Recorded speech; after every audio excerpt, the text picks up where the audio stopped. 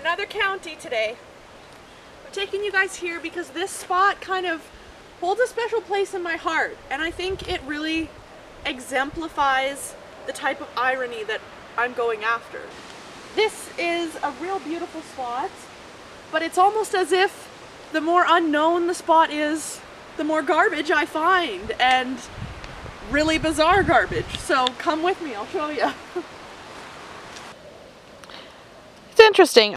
It's not like it's some kind of off to the side dirt road. This was once like a highway. It always kind of sparks my curiosity. I wonder, like, why and when did they decide that it was no longer useful? We made it. We're down here at the beach. I just got a small garbage picking bag today. Gloves in there. Just because I don't like bringing my rolly cart down to the beach, we're gonna try and make good time.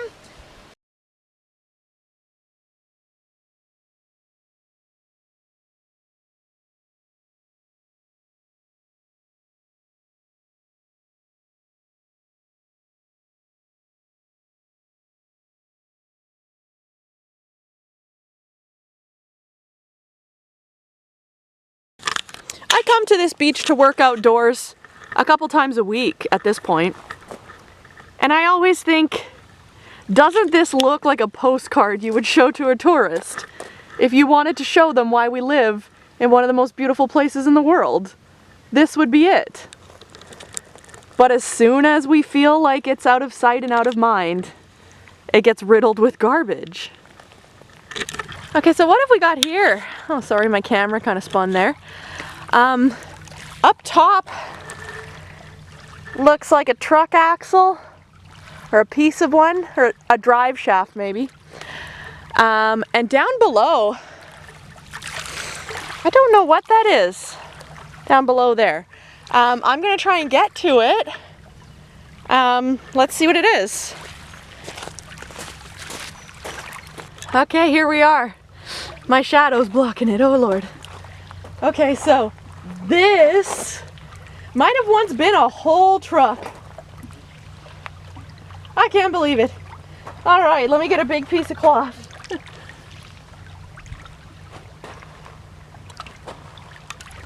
I have this like 36 by 42 inch piece of linen. See what we can do with it.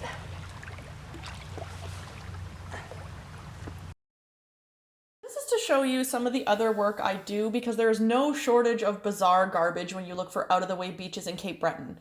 So I'm using this linen cloth to make a print from the pattern of this old engine. Now you can find my work like this on TikTok and Instagram. My username there is just Josephine Clark Textiles. I encourage you to check out my highlight reel entitled Let's Get Rusty. This piece will have to sit here for a couple of months before it's done. Ah yes. The big 8 species, native to Nova Scotia. Thanks for tuning into my nature documentary. Well, I guess we may as well yoink.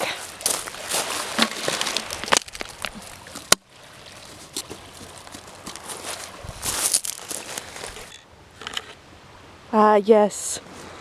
And today on the Nature Channel, we see the blue recycle bag species. This mysterious species was once thought to renew itself, but we are baffled about how it shows up by its lonesome. Guess we better yoink.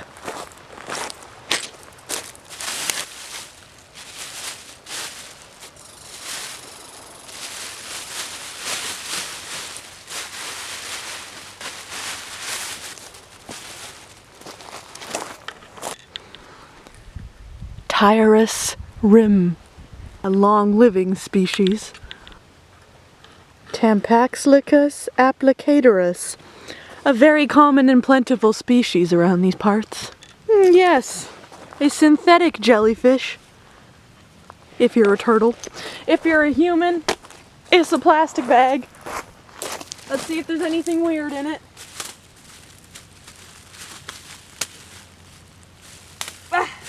There's nothing weird. There's nothing weird in it. So we're gonna yoink.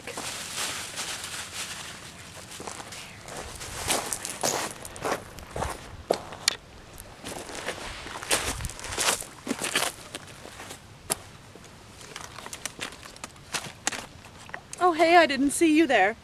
It's just me, your friendly neighborhood garbage picker. So I took you to this place because I can't really make up my mind about this place. I've come here many times, made many trips out to this spot, and I still can't determine whether people are dumping here or whether ocean currents are washing everything up. I don't really think it makes a difference either way. I think it's just as disturbing either way. There's a lot of things here that are just like too peculiar for someone to leave, but then I find myself questioning, would someone actually be driven to do that? You saw the clip I took of the entire truck. Who dumps an entire truck in the water? But then that makes me think, like, is this deep sea garbage that has washed into the ocean from tidal and wind currents and ended up here? Future generations are going to be faced with an answer to that problem. I don't think ours will see it yet. I think there's so much in our ocean that we can't comprehend. But this is like, this is a machine graveyard. This is a garbage graveyard. And it's very strange. I hope you find it as strange as I do. Oh boy. Just a heck of a lot of plastic and a strange amount of blue recycling bags I'm seeing. So I'll yoink that piece of tie-down plastic there. I don't want any more recycling bags. Side note, all these recycling bags lead me to believe that this is kind of downwind or down tide from a landfill.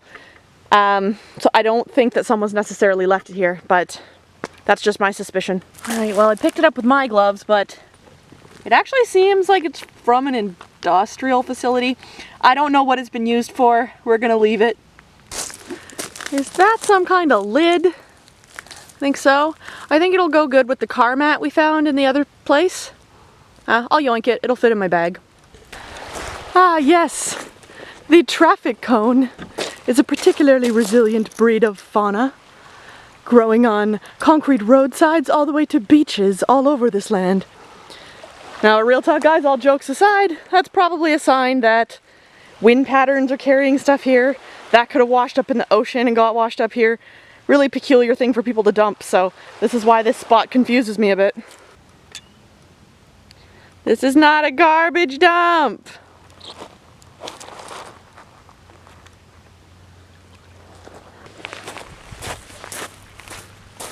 And that's all for the night, folks.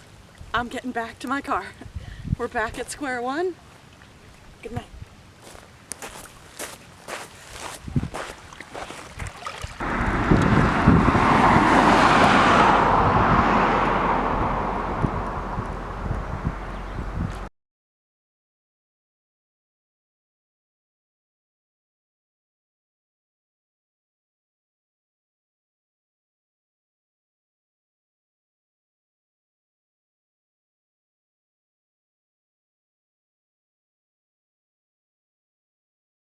I will spare you all the boredom, but I counted 31 cigarette butts in the like 200 meters it took me to walk here.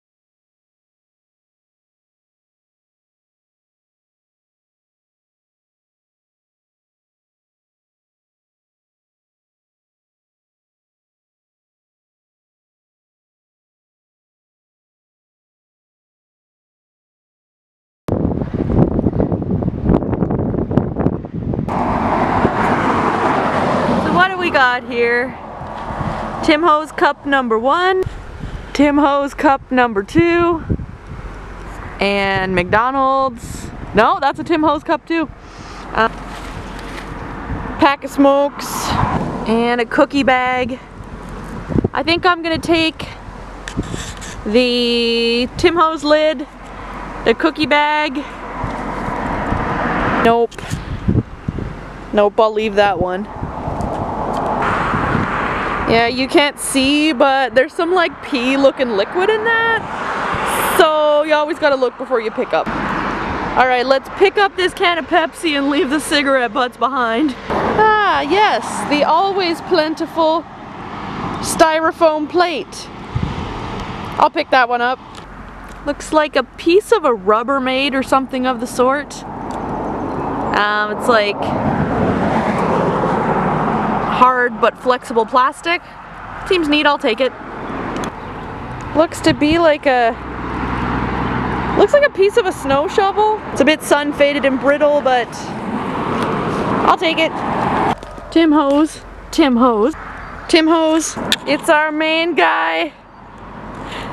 Tim Horton. Ah yes, if it isn't a wild Tim of the species Horton.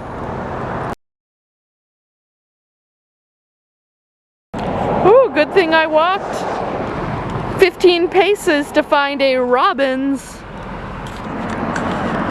What's up, Tim Horton? Haven't seen you in a while. How's it going, Tim Horton?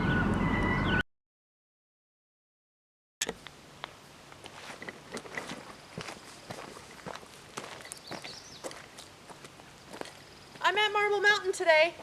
Today I'll actually tell you the exact location. Anyone who's from Cape Breton is going to immediately recognize this place. This is actually a historic landmark for Cape Breton and one of the locations that many Cape Bretoners hold dear and hold pride in of this place. This has sat vacant, out of use for many years, and now it's a popular tourist attraction and one of the places locals come for comfort as well. I think we can still find some garbage here though. Just because this is a park doesn't stop people.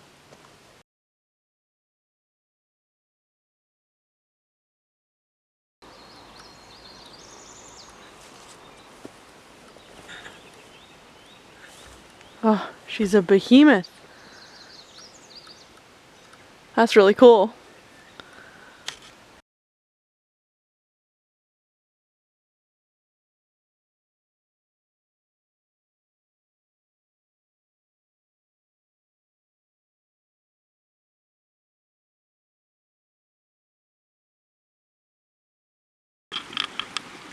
Some kind of big silo or retaining tank.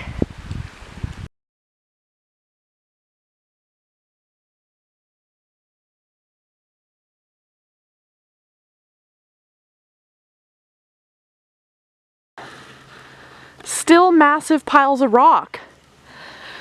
I mean, when the quarry was in operation, it kind of makes me wonder like what their plans were for this.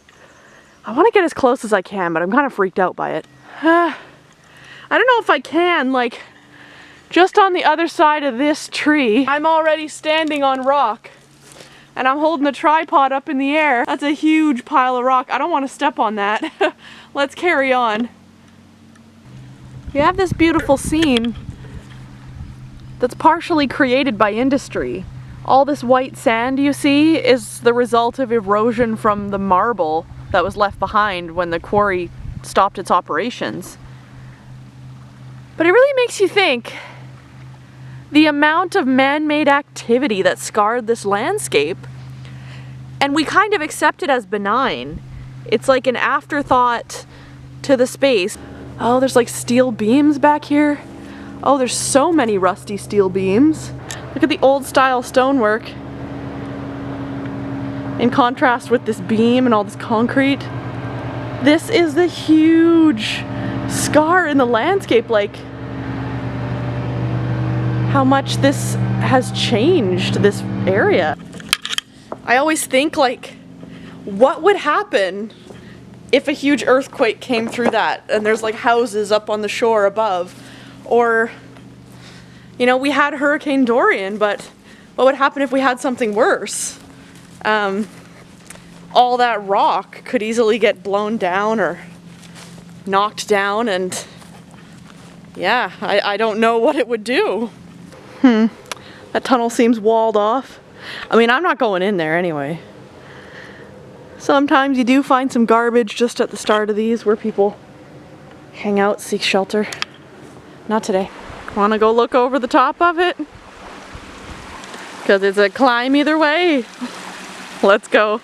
Purple flowers and red skies. This is a good night. What is this? I spot a garbage. It's a dog poop bag and a pill bottle. I think we're gonna leave that alone because both of those are sus. All right, carrying on. All right, I guess we gotta climb back down. A stream. Usually a good place to find small bits of garbage, so let's take a look. So I found 2 beer cans and a plastic bag that washed up here. I'm gonna go try and get them, but I'm gonna leave the camera here because it's gonna be a jump. All right, so this beer can, I picked it up anyway. It's washed off now because I dropped it in the stream. I don't know how long it's been here, but I suspect the answer is quite a long time. Looks to be about a decade old. Yeah, so I think that this one definitely was left here. It's in too good a shape to have been washed up, but it's entirely compacted with this marble sand. So it's obviously been here a long time. Like, it's packed in like concrete, most of it. I got some of it out because this can is actually paper thin. You can just tear it with your hands. Like, it's been here so long. This is probably like, yeah, 10 or 15 years old. But I don't think it's useful to me for the work I do. I'm gonna take it back though. I'm gonna take it back to dispose of it properly.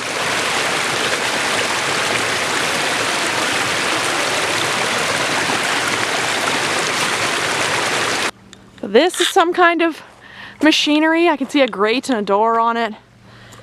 Piece of rebar down here. See, this type of thing always gets me because no one's gonna think of it as garbage, but it's only a matter of time before that ends up in the ocean, right? Give it a couple, give it a bad storm or a couple of decades and it's gonna end up in there. Just like all the other garbage stats I presented to you, that's gonna become one of them. You know what, hell, let's take this rebar. I know in this project, a lot of you have read that I'm doing needle felting, but I do a lot of art, and one of the things I do is rust printing. This is small enough to take back to my studio. I don't think anyone's gonna miss it, and it's better off with me than in the ocean, eh? Ooh, guys, we found our first piece of ocean plastic on our way back to the car. This looks like the styrofoam they wrap electronics in.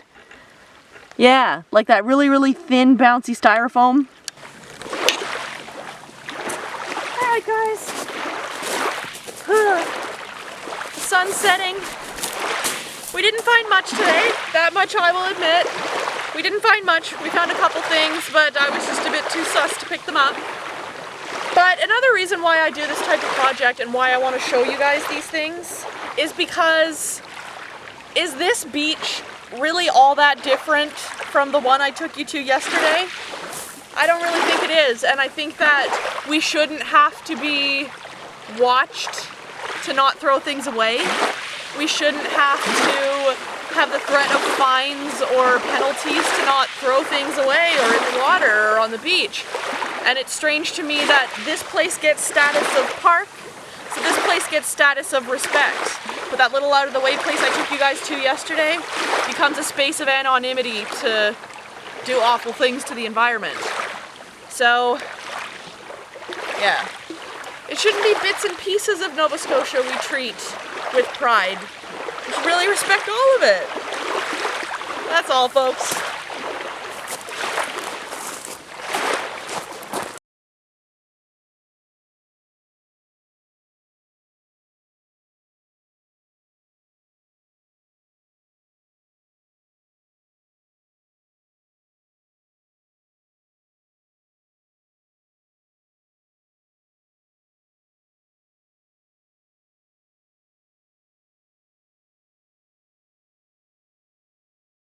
We're back at it for part 2. Here's all the colors of wool I've chosen. I'm going to make a nighttime rendering of the causeway today.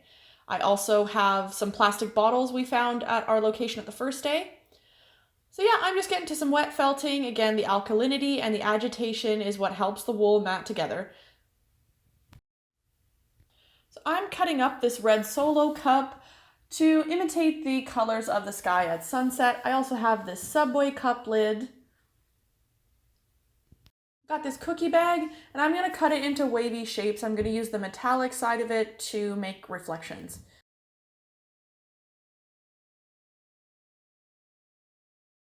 Now I also have a pop bottle here from one of our first days on location. I'm going to use that to imitate the waves and ripples in the water.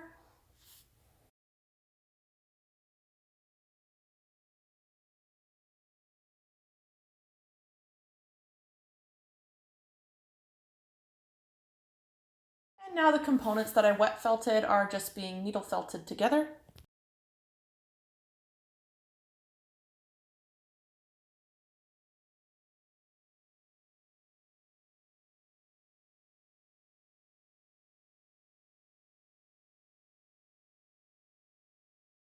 You see I'm sticking to needle felting to make the arches of the causeway for that more rigidly shaped finer work. And I'm getting into using that fabric glue again on the back side of the cookie bag, and also for the cut up cup lid and the solo cup to make the markings of the sunset in the sky. And with this pop bottle, what I'm doing, I want to sew it to make it raised from the wool, but I have to punch that with an awl first to make pre-punched holes so that I can easily sew through it into the wool.